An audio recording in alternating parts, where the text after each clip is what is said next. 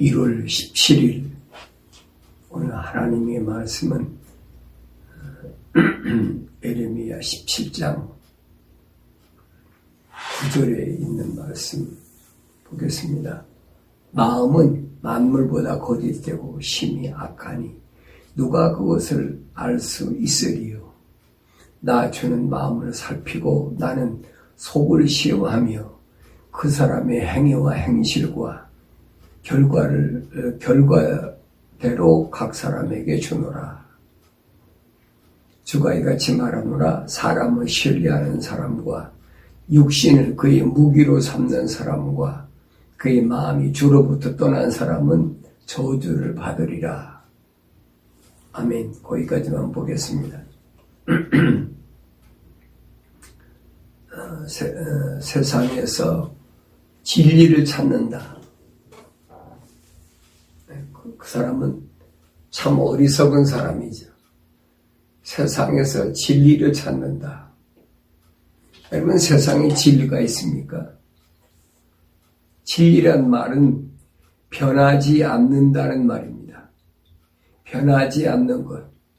여러분, 세상이 변하지 않는 게 어디 있어요? 세상이 변하지 않는 건 아무것도 없어요. 이 말은 무슨 말이냐? 영원한 것은 없다. 모든 것은, 이 세상에 있는 것은 다 뭐냐? 시간과 공간의 구애를 받게 돼 있어요. 왜 그러냐 하는 것은 우리가 창세기를 강의하면서 제가 자세히 말씀을 드렸습니다. 그러니까 이 세상에서 진리를 찾는다는 것, 그 자체가 어리석은 생각이다. 진리란 말은 또 다르게 표현하면 거짓이 없는 것, 참이라는 겁니다. 근데 세상에 거짓이 없는 데가 어디 있습니까?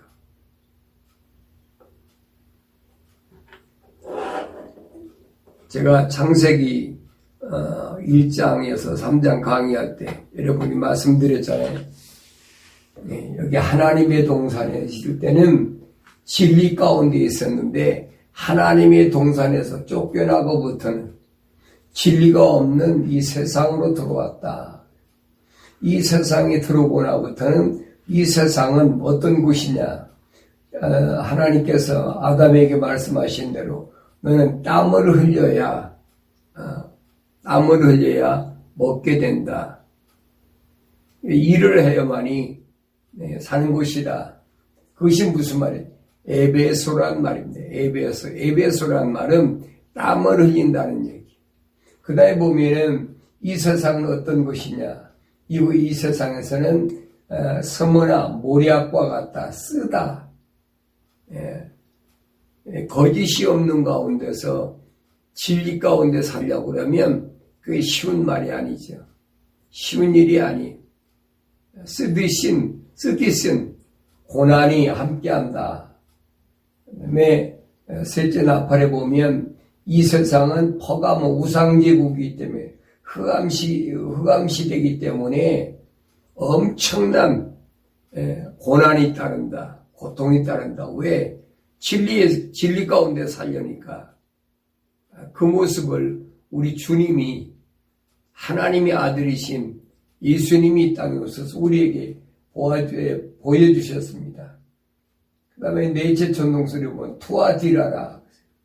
고통의 향기가 있는 곳, 고통의 냄새가 있는 곳. 이곳에서 우리가 어떻게 하면 진리 가운데 거할 수 있겠느냐 하는 것이 성경에 있는 말씀이에요. 그 다음에 다섯 번째 보면은 사대란 말은 붉은 자들이 자기들이 정통이라고 주장하고 있습니다. 그러니까 이런 가운데서 하나님께서는 뭘 원하시느냐? 이런 가운데서 진리 가운데 사는 자에게 하나님이 뭐 하시냐? 흰옷을 주신다. 진실한 자들. 그래서 여섯 번째 전도문에 보면 필라델피아라는 말인데 이 말은 무슨 말이냐? 형제의 사랑이 필요한 때, 마지막 때 형제의 사랑이 어떻게 필요하느냐? 다시 말하면 여기서 형제란 말은 세상의 혈통과 세상의 족보로 형제를 가리킨 것이 아니라 주님이 말씀하셨지요. 하늘에 계신 내 아버지의 뜻대로 행하는 자가 내 형제와 자매고 모친이라. 마지막으로 7번째 라오디아케라는 말은 7번째 천둥소리인데, 이 말은 사람의 정의. 누가 사람이냐? 누가 사람이냐? 진리를 모르는 게 사람이냐? 진리 가운데 거하지 않는 게 사람이냐? 진리 가운데 거하지 않는 것을 사람이라고 가르치는 게 뭐냐? 그게 철학과 과학이란 말이에요. 그러니까 그런 말에 우리가 미혹되면 안 되는데, 우리가 어려서부터 그 속에서 살았기 때문에, 세상에 나면서부터 나는 이 세상에 났기 때문에 이 철학과 과학이라는 것에 이미 발목이 잡혀 있어요. 이런 세상에 들어왔으니까 어떻게 합니까? 인문계하고 이공계가 내 삶의 전체를 지배하고 있는, 내 안에 지식을 지배하고 있는데, 거기서 벗어난다는 말이 여러분 쉬운 얘기입니까? 쉬운 말이 아니잖아요. 거기서 벗어난다고 할 때마다 우리에게 위협을 가하는 게 뭐냐? 성경에 나타난 우리에게 비유로 보여주시는 거예요. 사드락과 메삭과 아벳느고가 신할 평지에 느부갓네살이 세우는 큰 신상을 놓고 여기다 절하지 아니하면 누구든지 불못에다가 용광로에다 집어넣겠다. 불이 활활 타는 용광로에다 집어넣는다는데 그보다 여러분 더 큰 위협이 어디 있어요? 뭐 태창을 때리고 뭐 그런 얘기가 아니에요. 용광로 속에 집어넣겠다. 그거 어떻게 면하겠습니까? 면할 길이 없어요. 사드락과 메삭과 아벳느고가 뭐라 그럽니까? 느부갓네살 왕한테 우리가 믿는 하나님이 설령 이 용광로 속에서 우리를 구해 주시지 않는다 할지라도 나는 그 신상에 절대 절할 수가 없다.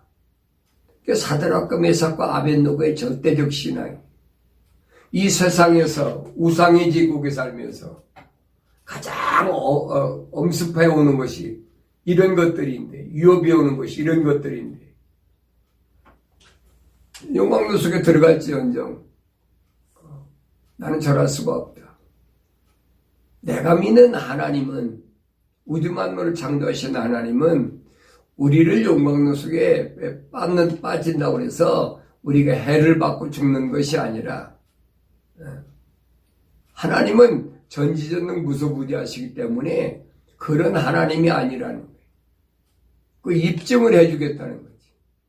그래서 사드락과 메삭과 아벳느고가 느부갓네살에게 용광로 속에 던져봐라.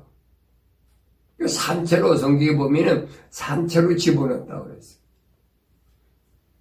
느부갓네살 왕이 얼마나 화가 나는지 평상시 때보다 7배나 더 뜨겁게 하라. 7배나.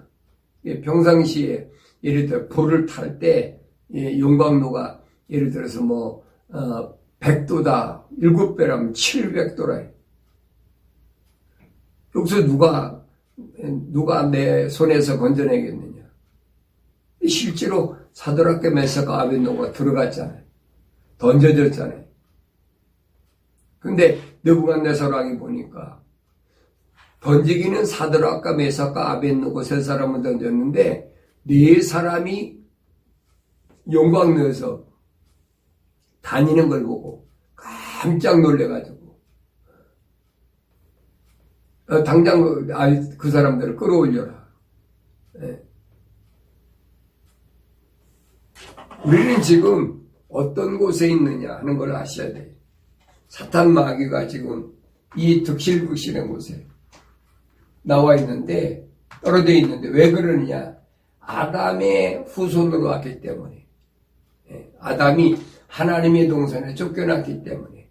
쫓겨난 원인이 뭐냐는 거예요. 쫓겨난 원인이 하나님의 약속을 믿지 않고 하나님의 명령에 불순종했기 때문에.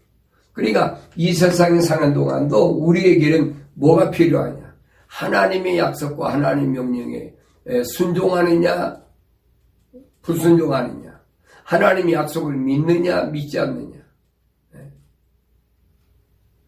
이건 변할 수가 없어요. 하나님의 약속과 하나님의 명령은 변할 수가 없어요. 이게 기독신앙의 원리예요.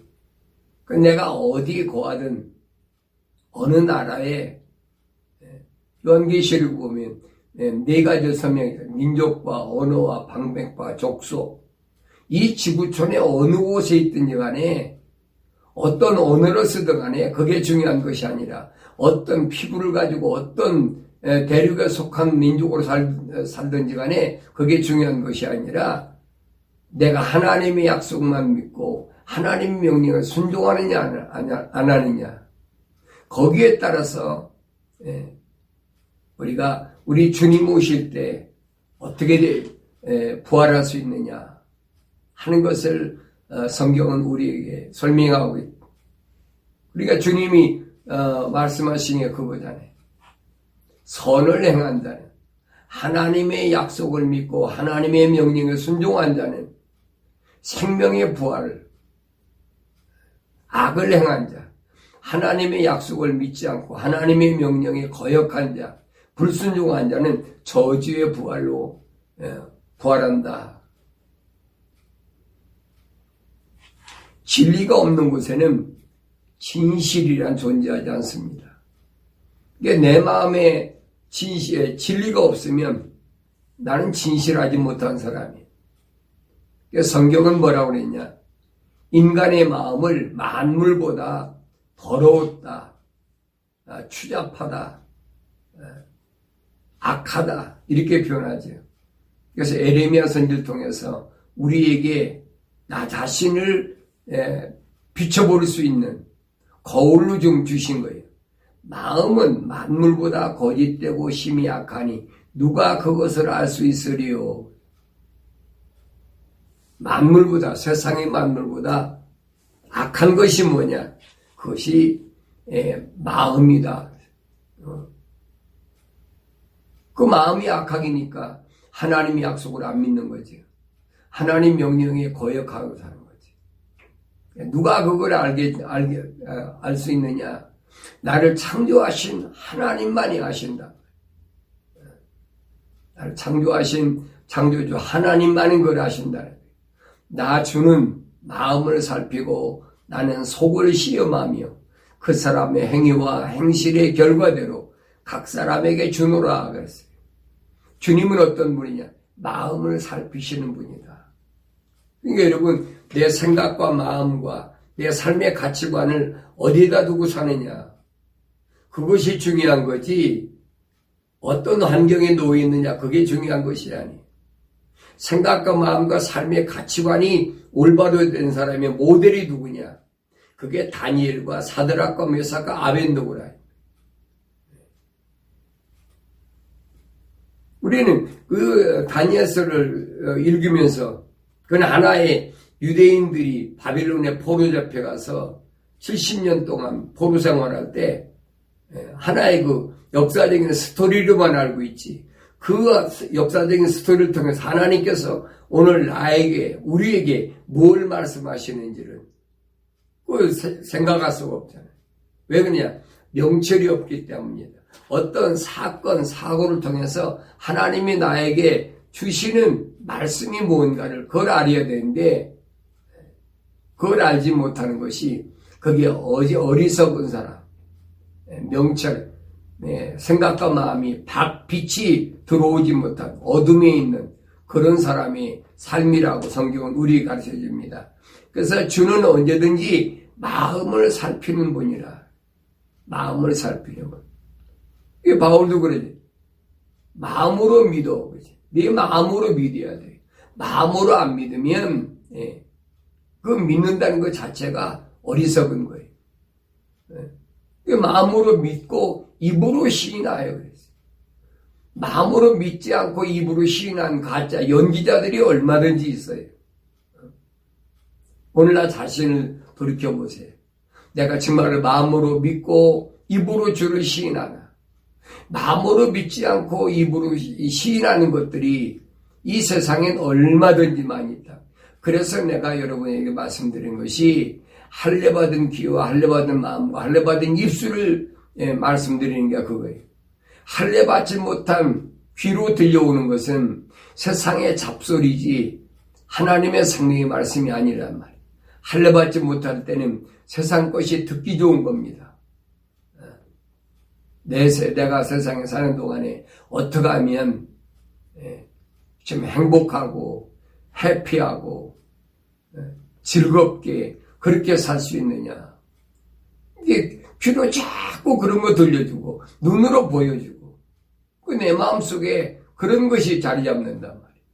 근데 내 마음이 할례를 받으면 그런 것이 들려지고 보여줘도 자리 잡을 수가 없어요. 내 마음에 그런 세상 것들이 거할 것이 없는 거예요. 오직 주의 말씀만이 내 안에 자리 잡고 거하는 거지. 그때 마음으로 믿는 그 믿음이 입으로 시인된다. 입으로 발설된다. 증거된다. 아무나 되나 입술에 할례가 받아야지. 세상 건 재미있게 말할 수 있는데 철학적으로 과학적으로 이것이 논리적이고 합리적이고 이것이 과학적이다. 왜? 눈에 보이니까. 안 보이는 건 여름 비과학적이에요. 눈에 보이게 입증이 돼야 됩니다. 그러니까 이 사람들이 하늘나라를 천국을 믿지 못하는 이유가 원인이 바로 그겁니다. 증명이 안 돼 눈으로는. 그러니까 그런 얘기를 하면 비과학적이다. 비현실적이다. 뭐 별말을 다 하지요. 그래서 우리 주님은 언제든지 마음을 살피시 그리고 나는 나의 속을 시험하며 그랬어요. 내 마음이 어떤가 시험하는 거예요. 뭘 통해서? 환경을 통해서. 하나님이 시험하시는 분 아니에요. 환경을 통해서 사탄 마귀가 계속 들려오는 거, 보이는 거, 이런 걸 가지고. 그래서 눈은 뭐예요? 마음의 창문이라고 그랬잖아요. 눈으로 보는 것이 마음의 기록이 되거든요. 그 사람의 행위와 행실의 결과대로 각 사람에게 주노라. 마음을 시험하시는 하나님. 우리는 이 세상이라는 환경 속에 사니까 눈에 보이는 게 뭡니까? 눈에 보이는 게 전부 그런 겁니다. 땀을 흘려야 되는 거, 쓰디 쓴 거, 그 다음에 뭐 우상, 흑암의 시대, 고통의 냄새가 물씬 풍기는 거, 그 다음에 붉은 자들이 정통이라고 아우성치는 거. 그때 형제의 사랑, 하나님 뜻대로 사는 형제의 사랑이 필요한 때인데, 그 형제가 세상이 혈통적인 형제 자매만 생각하지 하늘에 계신 하나님의 뜻대로 사는 형제와 자매를 생각할 수 없게 돼. 그 사람은 그 사람이고 나는 나고 이렇게 되어버린단 말이에요. 그때 하나님이 마지막으로 우리에게 들려주시는 게 뭐냐? 라오디케아라. 사람의 정의. 누가 사람이냐? 하나님이 찾으시는 것은 사람을 찾는다. 하나님의 형상대로 지음받은 자. 그래서 내가 이 세상에서 하나님의 형상대로 지음받았다고 하면 뭘로 완성되느냐? 에덴의 동쪽 하나님의 동산에서 하나님의 약속을 믿지 못했던 아담과는 정반대로. 첫째 아담은 그렇게 왔지만 마지막 아담으로 오신 예수님은 정반대잖아요. 하나님의 약속을 믿고 하나님의 명령에 순종하는 그런 삶. 예수님은 언제든지 내 마음은 온유하고 겸손하다. 온유란 말, 아나우란 말은 하나님의 뜻대로 하는 것. 자기 생각, 자기 의지, 자기 노력 이런 게 아니에요.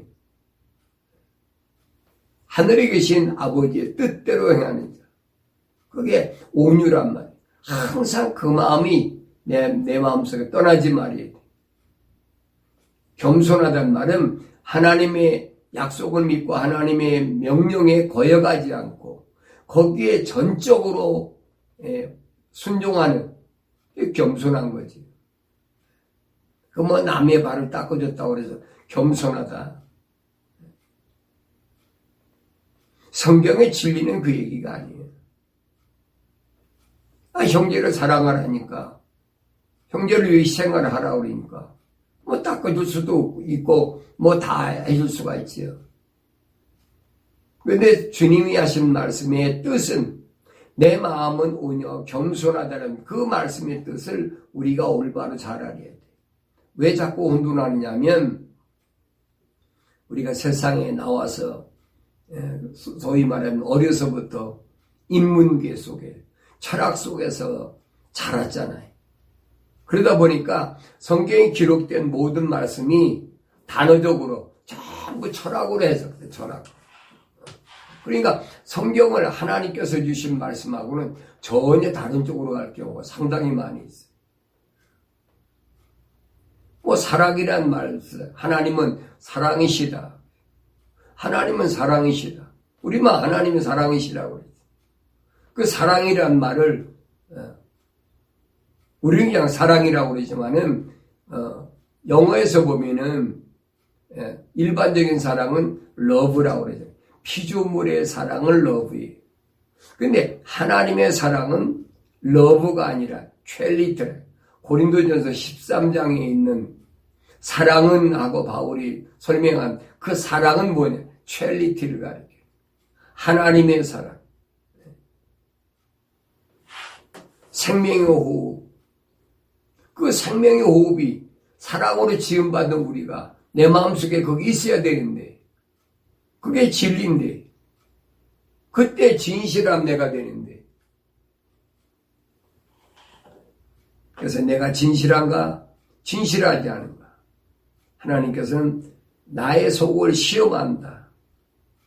나 주는 마음을 살피고 나는 속을 시험하며 그랬어요.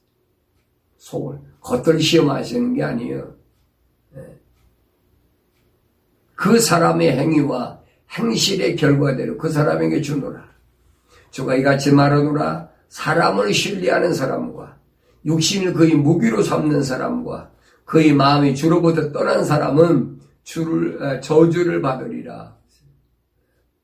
여기 보면은 사람을 신뢰하는 것, 사람을 믿고 의지하는 것. 이 말은 무슨 말이야? 피조물이 피조물을 의지하는 것. 이 말입니다. 이건 아니죠. 사람이 사람을 의지하는데 어디까지 의지할 거예요? 한계가 있는데. 이러면 사람을 신뢰한 사람은 다 실패하잖아요. 우리 주위에서 얼마든지 보잖아요. 두 번째로는 사람과 육신을 그래. 사람과 육신을 무기로 삼는 사람. 사람과 육신을 무기로 삼는 사람이 누굽니까? 사람들은 많이 불러 모아가지고 뭔가를 이뤄보겠다는 그런 마음을 가졌던 다윗이 하나님 앞에 엄청난 징계를 받았잖아요. 승승장구하니까 내가 이게 잘나가지고 뭐가 되는 줄 알고 야 우리 백성이 얼마나 되나 한번 카운트 해봐라. 좀 숫자를 쉬어봐라. 숫자를 쉬어보니까 뭐 어마어마하거든. 하나님께서 하나님의 마음이 합한 자가 합당한 자가 그런 짓을 하면 되겠습니까? 입으로는 매일 하나님이 나를 사랑하시고 하나님이 나를 함께 하시고 나를 승리하게 하시고 나의 방패가 되시고 입으로 시편을 보세요. 다윗이 뭐라고? 주는 나의 목자시니 내가 부족함이 없으리로다. 그런 사람이 다윗이 어떻게 자기 백성을 계수로 하라고 그럽니까? 숫자를 세라는 거예요. 내가 이만큼 승승장구해서 백전백승에 이겼으니까 얼마나 사람들이 많이 내 수하에 있나. 그건 무슨 상관이 있어요? 그러니까 하나님이 하신 거지 자기가 한 겁니까? 그러니까 사람은 살다 보면은 혼돈할 때가 있단 말이에요. 왜? 환경 때문에. 많이 이겨가지고 많은 그 백성을 거느리다 보면 그리고 혼란할 때가 있단 말이에요. 그러니까 사람을 신뢰하고 사람과 육신을 거의 무기로 삼는 사람과 그랬어요. 육신을 무기로 삼는다. 사람을 많이 부르면 여러분 그 데모하는 사람들이 그렇잖아요. 뭐 몇만, 몇십만, 몇백만 모여서 정권을 무너뜨린다. 뭐 별짓 다 하잖아요.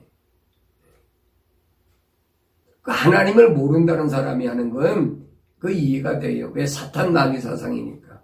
그런데 하나님을 알다는 자기가 지도자라는 목사들이 앞장서 가지고 그런 짓거리 하고 있잖아요.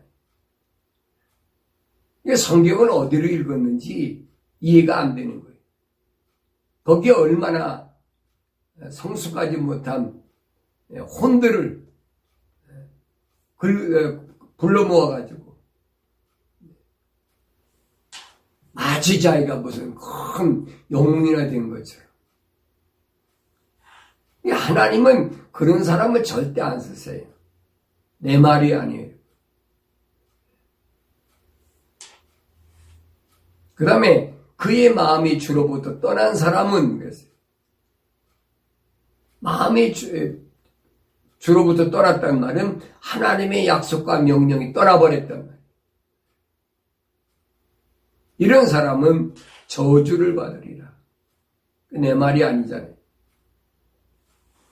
에레미야 선지를 통해서 하나님께서 우리에게 주신 말씀이 그런 사람은 그는 사막의 히스나무같이 되어 좋은 일이 오는 때를 보지 못하고 광야와 소금 땅과 사람이 살지 않는 바싹 마른 곳들에 거하리라.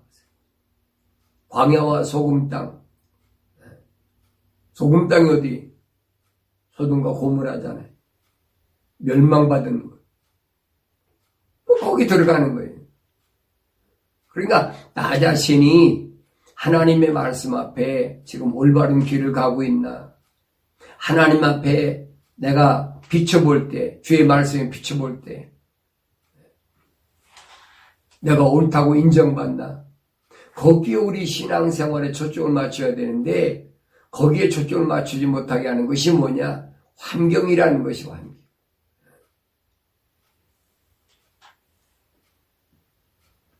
주를 신뢰하고 그의 소망을 주께 두는 사람은 복이 있도다. 주를 신뢰한다. 하나님만을 신뢰하고 하나님에 가면 소망을 두는 그 사람은 복이 있다는 거예요. 여기서 복이 있다는 말은 하나님이 간섭하신다는, 내가 어디에 있든지 어디서 무엇을 하든지 하나님께서 나를 간섭하신다는. 내가 하나님의 말씀을 얼마나 약속의 말씀을 믿고 하나님의 약속의 말씀에 명령에 얼마나 거역하지 않고 순종하느냐, 거기에 우리 신앙에 초점을 맞춰야 된다. 그리고 그 창조주 하나님께 소망을 두는 그 사람은 하나님께서 그와 함께 하신다. 그게 복이란 말이에요. 간섭하신다. 하나님 간섭하시면요, 간섭하지 않으시면 우리는 이 땅에서 사탄 마귀의 밥이 될 수밖에 없어요. 하나님께서 뱀에게 저주할 때 뭐라고 그랬어요? 너는 평생 동안 배로 기어다니면 흙이 내 밥이 된다. 하나님의 거룩한 호흡이 떠나버리면 인간의 몸은 흙밖에 더 남아요. 흙은 흙으로 돌아가는 거지. 하나님께서 아담에게 말씀하신 그겁니다. 하나님의 약속을 믿지 못하고 하나님의 명령에 불순종하니까 너는 흙이니 흙으로 돌아가라. 흙은 흙으로 돌아가는 거예요. 결국은 뭐예요? 뱀밥이 되는 거지. 그러나 주를 신뢰하고 그랬어요. 주께 소망을 두는 그런 사람은 복이 있다. 하나님이 그를 간섭하신다.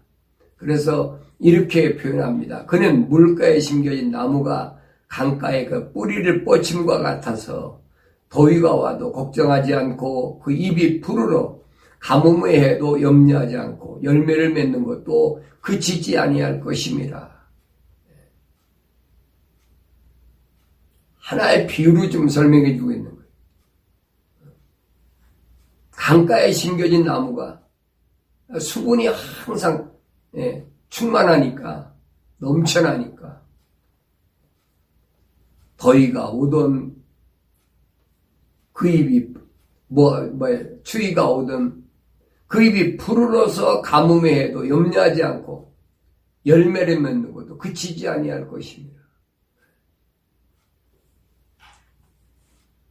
근데 우리는 이 세상에서 뭐 어떤 열매를 맺는다고 그러니까 이 세상에서 보이는 무슨 열매가 맺혀지는 것을 지금 그렇게 생각하고 있는데 그런 얘기가 아니에요. 그래서 인간의 마음이 얼마나 부패하냐, 악하냐. 선지자 에레미야를 통해서 우리에게 지적하신 말씀을 우리가 마음속에 항상 간직해야만이, 그 말씀이 내게서 떠나지 말아야만이, 그 마음이 십자가 보혈로 제사함 받은 깨끗하고 정결한 마음이고, 그게 영원한 영생의 부활, 생명의 부활로 부활할 사람이다. 인간의 마음이 얼마나 타락했느냐. 자연 만물을 보고 우리가 알아야 되는데, 자연 만물을 보고 우리가 그걸 깨닫지 못하는 사람들이 대부분이죠.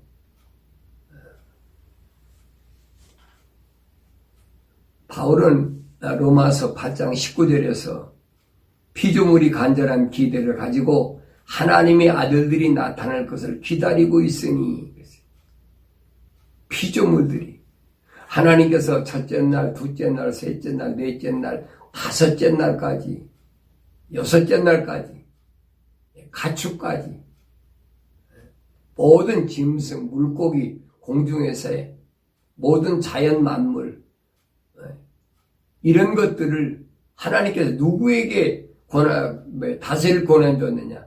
아담에게, 피조물인 아담에게 다스릴 권한 주셨어요.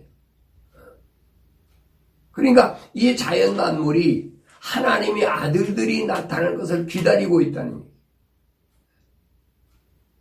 피조물이 허무한데 굴복하는 것은 자의가 아니요 오직 소망 가운데 그것들을 굴복해 하시는 그분 때문이라. 하나님의 거룩한 호흡으로 지음받은 그분이 창조하실 때 그렇게 창조하셨기 때문에, 그래서 타락한 인간에게 지금 피조물들이 굴복하는 것이지 그들이 굴복하고 싶어 굴복하는 게 아니라는 거예요. 창세기는 아담이 에덴 동산에 쫓겨날 때 뭐라 합니까?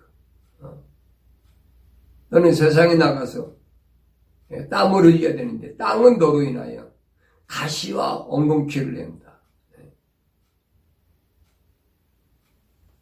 하나님의 아들이 세상을 통치하는데 왜 땅이 가시와 엉겅퀴를 냅니까?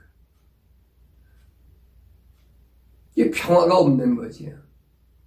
끊임없이 찔리고 찌르고 그런 삶이 계속되는 것이 어디냐?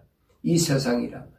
이 세상에서 내가 진리 가운데 진리로 오신 예수님을 마음속에 영접하고 진리 가운데 올바른 진실한 마음을 가지고 사는 것이 그게 뭐냐? 그것이 올바른 기독신앙 생활이다. 그런 마음을 가진 사람이 누굴 만납니까? 하나님을 만날 수 있는 거예요. 그게 예배예요, 예배. 예배란 말은 다른 말이 아니에요. 하나님과의 만남을 예배라고 합니다. 근데 어느 때 만나느냐? 영과 진리로 내가 물과 성령으로 거듭났을 때, 거짓이 없을 때, 진실할 때, 그때 하나님 만나십니다. 만약 내가 물과 성령으로 거듭나지 못하고 진실하지 못할 때 만나면 죽어요.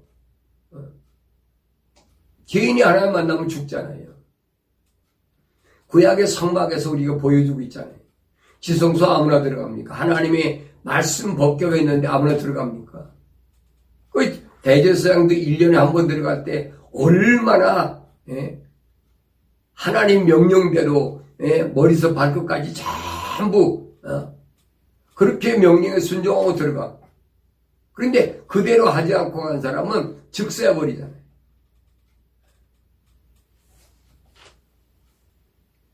그러니까 하나님이 죄인들을 만나주시지 않는 것이 뭐냐? 그게 하나님의 사랑이라.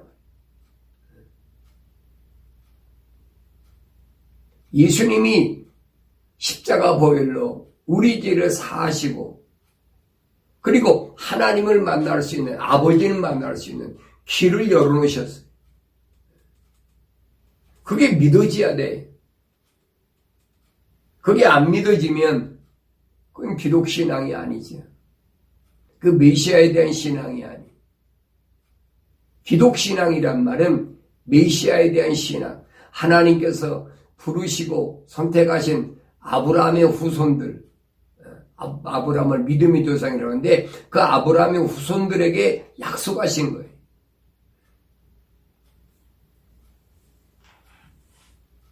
피조물이 허무한데 굴복하는 것은 자의가 아니요 오직 소망 가운데 그들을 굴복해 하시는 그분 때문이며, 창조주 하나님, 그분이 하나님 형상 닮은 하나님의 아들들에게 모든 고난을 다 주셨다.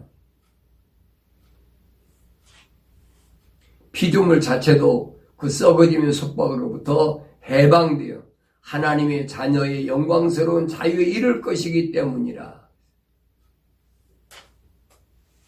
자연 만물을 바라보고 부끄러운 마음을 가져야 돼. 내가 하나님의 아들인가? 하나님께서 라오디케아란 말을 하셨는데 사람의 정의가 뭔지를 내가 올바로 알고 있나? 내가 하나님의 형상대로 지음받았다면, 하나님의 거룩한 호흡으로 지음받았다면, 진리영이 내 안에 거하신다면 만물을 대할 때 부끄러울 것이 없지요. 그렇지 않다면 만물을 대할 때 우리는 한없이 부끄럽게 생각해야 됩니다. 그런데 하나님의 그 거룩한 뜻을 알지 못하는 사람은 사람을 하나님의 만물의 영장으로 주셨기 때문에 자연을 마음대로 드린다. 이게 잘못된 사람들이, 어리석은 사람들이 어리석은 이론, 진리가 없는데 어떻게 진실해지고 진실하지 못한데 어떻게 내가 강가에 심은 나무같이 잎이 푸르러지고 열매를 맺습니까? 이 세상에서 잎이 푸르러지고 열매를 맺으란 말이 아니에요, 여러분.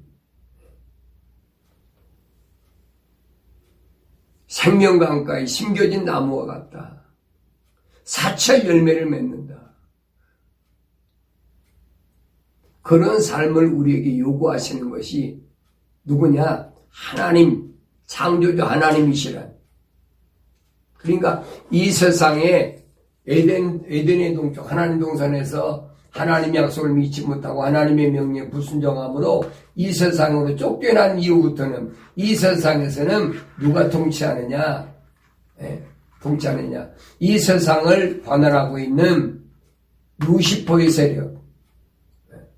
그 루시퍼의 세력, 붉은 흑암의 권세, 일종의 용광로예요. 여기 있을 때 하나님의 거룩한 호흡으로 지음받은 사람은 누가 인도하고 통치하느냐? 천사들을 통해서. 이 네 천사, 가브리엘 천사, 미가엘 천사, 불의 천사, 물의 천사를 통해서, 이들을 통해서 하나님이 선택하시고 하나님이 지으신 하나님 거룩한 호흡으로 지음받은 물과 성령으로 거듭난 그들을 하나님이 보호하시고 지키신다. 보호하시고 지키신다는 말은 여러분 육신을 뭐 지키고 육신을 뭐 안일하게 해주고 그런 말이 아니에요, 여러분. 근데 마치 구약에서 보면 이스라엘 백성을 애굽에서 출애굽시켜서 광야 40년 과정을 통해서 요단강 건너 가나안까지 진군하기 위한 아브라함이 약속하셨던 하나님의 약속이 이루어지는 것을 우리에게 지금 그림으로 보여주고 있는데, 역사적 사실을 우리가 보여주고 있는데, 그걸 마치 내가 세상에서 그렇게 현실이 되는 걸로 오해하고 있다니. 그런 얘기가 아니잖아요. 예수님이 오셔가지고 하나님이 세상에 보낸 사람들의 참모습이 누구냐? 그게 모델이 바로 예수 그리스도라는 말이에요.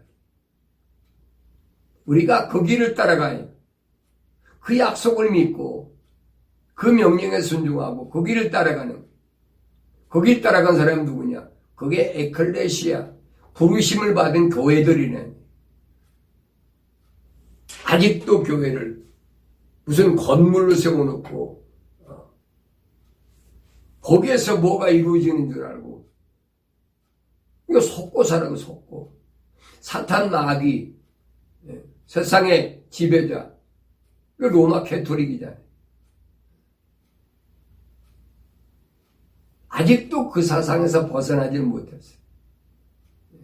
교회 간다 그러면 건물을 지우는 그런 속에 가는 것이 교회 가는 것으로 그렇게 잘못 인식시킨 것이 얼마 동안이냐? 지금 한 1700년 동안. 거기서 벗어난다는 것이 얼마나 어려운 일이냐? 쉬운 말이 아니죠. 여러분 생각해 보세요. 거기서 벗어나는 게 얼마나 어려운 일입니까? 필사적으로 목숨 걸지 않으면 안 돼요.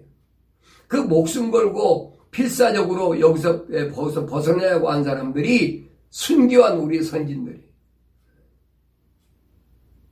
순교 안 해도 순교한 것처럼 사는 분들도 있죠.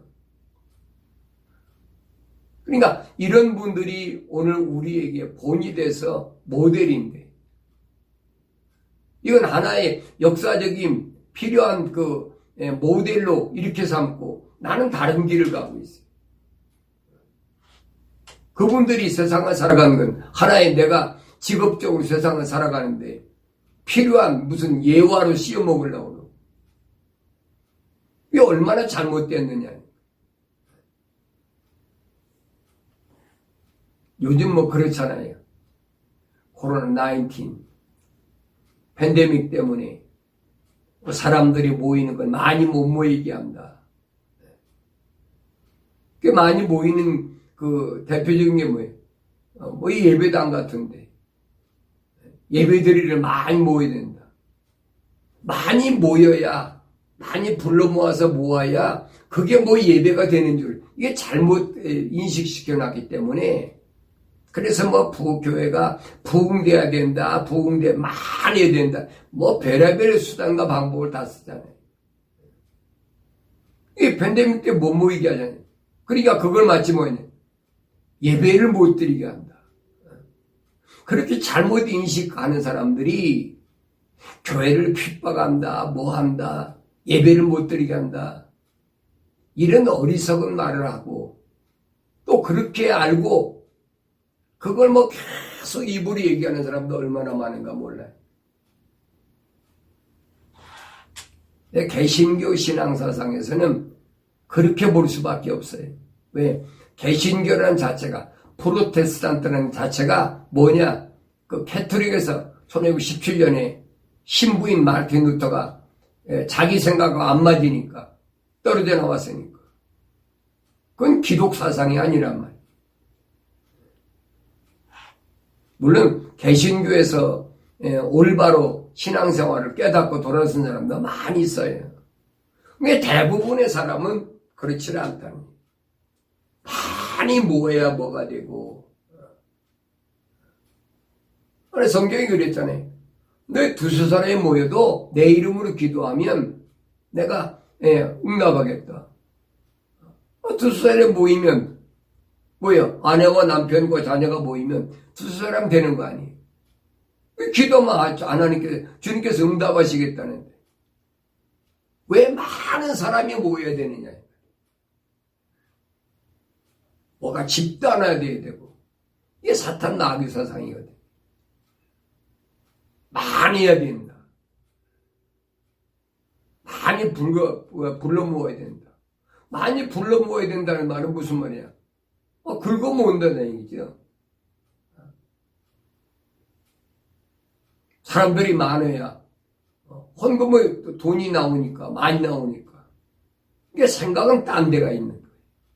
그런 집단 행동을 통해서 무슨 정권을 무너뜨리고, 자기가 뭘 얻고 세상에서 리더가 되고 배를 지어서 다 하지. 특히 이럴 때에 우리가 올바로 깨닫지 못하면 그런 속에 힘을 휩싸여가지고 벗어나기 어렵다. 거짓 속에서 진리와 진실을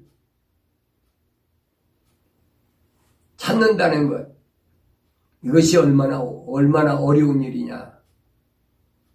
우리는 하나님의 그 거룩한 계획을 올바로 알아야 우리가 낙심하고 절망하지 않습니다.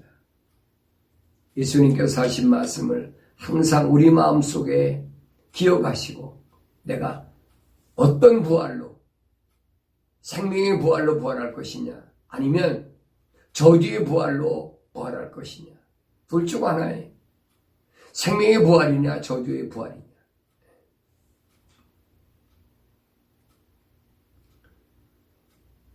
이 말씀을 올바로 깨닫지 못하는 그런 자들을 위해 사도 바울은 예를 들어 설명합니다. 부활에 대해서 올바로 깨닫지 못하는 사람. 고린도 지방에 보낸 편지에서 바울은 이 부활에 대해 설명합니다. 그러나 어떤 사람들이 말하기를 죽은 자들이 어떻게 일으켜지며 또 어떤 몸으로 오는가라고 하니 그랬어요. 어떤 사람들이 누굽니까? 사두개인들이지. 부활이 없다고 하는 이러한 사람들이 말하기를 죽은 자들이 죽으면 끝나는 거지. 어떻게 일으켜지고 또 어떤 몸으로 오는가.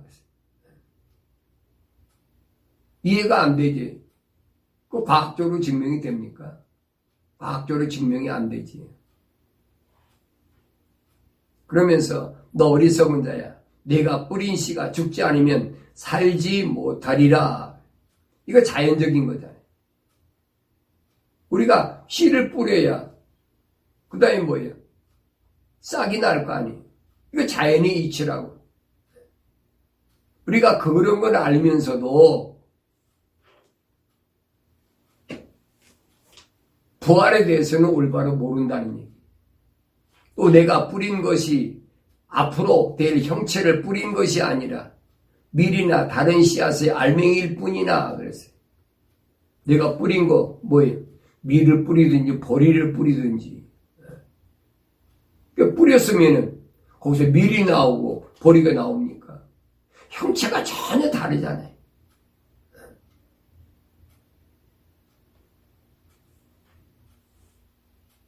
바울 사도가 그 얘기입니다. 내가 뿌리는 것은 앞으로 될 형체를 뿌리는 것이 아니라 밀이나 다른 씨앗의 알맹이일 뿐이라는 거예요.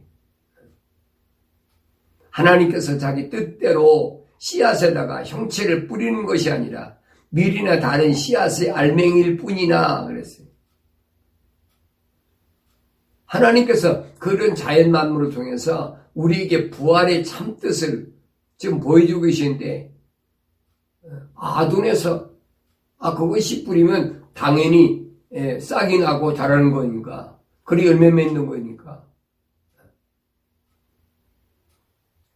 그래서 바울은 이렇게 얘기합니다. 모든 육체가 다 같은 육체는 아니니 어떤 것은 사람의 육체요, 어떤 것은 짐승의 육체며 어떤 것은 물고기 육체요, 또 어떤 것은 새 육체라.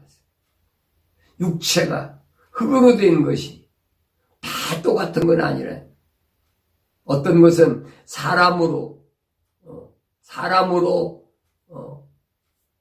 만들어진 육체, 또 어떤 것은 짐승의, 어떤 것은 물고기, 어떤 것은 새로 다 흙으로 지음받았다는 거예요.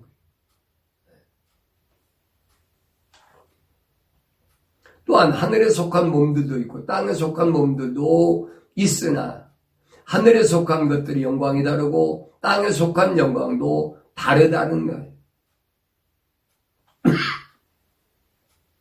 어떤 것이냐? 하늘에 속한 거냐, 땅에 속한 것이냐. 내 육신은 이게 땅에 속한 거기 때문에 땅에 뿌려져야 돼. 다시 말하면 죽어야 된다 이 말이에요. 내 피에 대해 설명할 때 말씀드렸더니 왜 죽어야 되느냐. 우리 몸속에 피가 있는 이상은 우리는 절대 이 땅에서 벗어날 수가 없어요. 사탄 나귀가 쳐놓은 이 세상에 여기서 벗어날 수가 없어요. 하나님이 지으실 때는 뭘로 지었어요? 흙으로 사람은 지으셨어요. 흙으로 사람 지으시려니까 뭐가 돼야 돼? 거기 물이 들어가니까 사람이 몸이 됐지요. 그런데 그 몸 속에 하와에게 하나님께서 하나님의 그 명령에 하나님의 약속을 믿지 못하고 명령에 불순종했을 때 선과 악의 지식을 나무의 열매를 먹었을 때 하나님 저주하셨을 때 뭐라 합니까? 내가 임신할 때 고통이 나는데 그게 뭐의 피란 얘기예요. 임신의 고통, 맨스. 그 사람이 만들어지잖아요. 그래서 주님이 물과 피를 다 쏟으셔야 되는 건 뭐 때문에 그러셨느냐? 피가 물속에 있기 때문에 물과 피를 분리가 안 되잖아요. 피는 물속에 있기 때문에 물과 피를 다 쏟으셔야 된다. 그래야 썩을 몸이 썩지 않을 몸으로 영원한 시간과 공간을 초월한 그런 하나님의 동산에 들어갈 수 있다.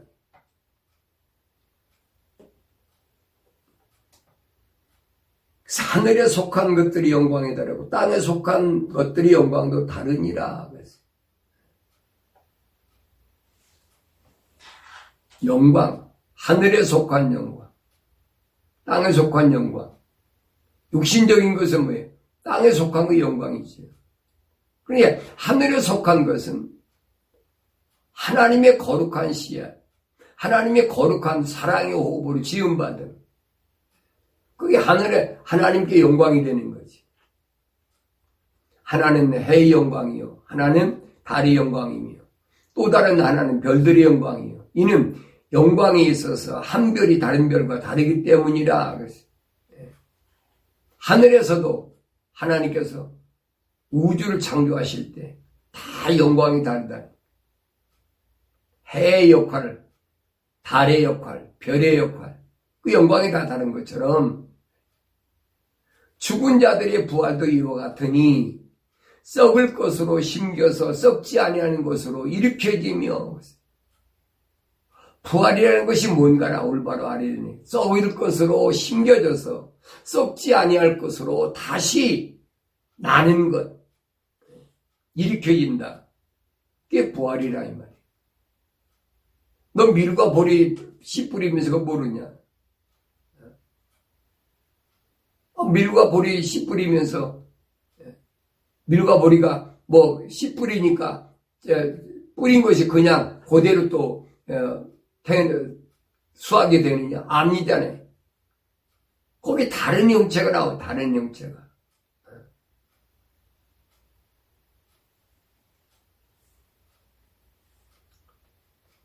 그래서 죽은 자들의 부활도 이와 같으니 썩을 것으로 심겨서 썩지 않은 것으로 일으켜지며 수치로 심겨서 영광으로 일으켜지며 약한 것으로 심겨서 능력 있는 것으로 일으켜지며 육신이 타고난 몸으로 심겨서 영적인 몸으로 일으켜지느니라. 육신이 타고난 몸이 있고 또 영적인 몸이 있느니라. 따라서 이와 같이 기록되었으니 첫사람 아담은 살아있는 혼이 되었느니라. 첫사람은 살아있는 혼이 되었는데 마지막 아담은 살려주는 영이 되었다. 그러니까 내가 육신으로 이 땅에 왔으면 이 말입니다. 이 땅에 왔으면 이 흙은 마땅히 아담 때부터 하나님께로부터 징계를 받아가지고 나는 흙이니 흙으로 돌아가라. 흙으로 돌아가야 돼. 그 안에 하나님의 거룩함, 생명의 호흡이 내 안에 있는데 거기에 영원한 열매를 맺기 위해서 우리 주님이 오셔서 뭘 주셨느냐? 생명의 호흡이 뭔가를, 생명의 영이 무엇인가를. 예수님도 뭘로? 성령으로, 능력으로 부활하셨다. 그래서 마지막 아담으로 오신 예수님은 살려주는 영이 됐다. 살려주는 영. 저주의 영이 아니라 생명의 영으로. 그러나 영적인 몸이 먼저가 아니요 타고난 몸이며 그 다음이 영적인 몸이라. 우리가 태어날 때 영적인 몸으로 옵니까? 없어요. 누구나 다 육신적인 몸을 갖고 왔어요. 근데 그 다음에는 영적인 몸이라. 우리 안에 하나님의 약속의 말씀을 믿고 하나님의 명령에 순종하고자 하는 내 안에 본래 하나님의 호흡을 지음받은 다른 내가 있음을 알아야 된다. 그걸 가리켜서 영혼이라. 첫째 사람은 땅에서 만들어졌으나 둘째 사람은 하늘에서 나신 주니라. 모두 흙으로 만들어진 사람은 흙으로 지음받은 것들과 같고 모두 하늘에서 나신 분은 하늘에 있는 것들과 같으니 우리가 흙으로 만들어진 자의 형상을 입은 것 같이 하늘에 속한 분의 형상도 입으리라. 흙으로 지어졌으면 그 다음은 마땅히 마지막 아담으로 오신 예수 그리스도를 통해서 우리가 영적인 사람으로 다시 나야 된다.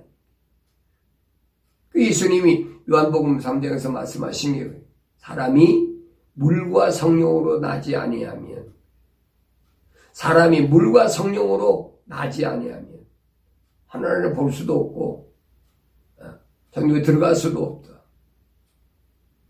유대인인 니고데모가 선생인 니고데모가 깜짝 놀래가지고 사람이 어떻게 그렇게 될 수 있습니까? 그 영의 세계를 모르는 거예요. 육신의 세계밖에 몰라. 눈에 보이는 것밖에. 배운 것이 그것밖에 없으니까. 사도 바울이 삼층천에 가서 이 신비를 깨닫고 와가지고 바울의 서신을 잘 보세요. 얼마나 신비한 세계가 우리 앞에 아름답게 펼쳐지고 있나. 그 눈이 열려야 되지, 보여야지. 봐도 보지 못하고 들어도 깨닫지 못하는 이런 속에 살면 항상 불안하고 초조하고 환경 때문에 두려워하고. 그래, 그리스도인들은 그거 아니. 언제 어디서나 하나님 안 계신 데가 어디 있어요? 내가 믿는 내 아버지는 전지전능 무소부지하신 분인데 그분이 안 계신 데가 없고 그분이 모르신 데가 없고 그분이 못하실 것이 없는 분인데 그분이 내 아버지인데 뭘 두려워하느냐 이 말이에요. 육신이 무슨 전염병이 왔다고 육신적으로 공산주의가 정권을 잡았다고 별하별 저기들이 다 오잖아요. 굶주리게 한다. 목마르게 한다. 육신적인 고통이 가해진다. 그런다고 여러분 하나님의 약속이 변하고 하나님의 명령이 변합니까? 이건 절대 변할 수가 없는 거예요. 그게 진리예요. 그걸 믿는 그 마음이 진실된 마음이에요. 그 진실된 마음이 내 안에 있느냐는 거예요. 그 진실된 마음을 내가 가졌을 때 진리 가운데 거하는 것이고 자유함을 얻게 되고 환경 지배에서 벗어나서 마음껏 하나님과 동행하는 삶을 살고, 에녹이 300년 동안 아들과 딸들을 낳으면서 하나가 동행했다고 그랬잖아요. 노아도 보세요. 하나가 동행했잖아요. 그러니까 하나님이 누구와 동행하셨느냐, 동행한 사람의 삶이 어떠냐, 이런 부분을 우리가 올바로 알아야 내가 세상을 얼마를 살든 두려워하지 않고 날마다 하나님의 약속을 믿고 하나님의 명령에 거역하지 않고 순종하는 거룩한 삶을 살아가게 되고, 그때 성령은 내게 오셔서 나를 도우시고 지키신다는 사실을 올바로 깨달으시고, 흔들리지 않는 신앙, 내가 생명의 부활할 거냐 저주의 부활할 거냐 하는 것을 나 자신에게 항상 점검하고 살아가는 그런 삶을 살아가야 될 줄로 믿습니다.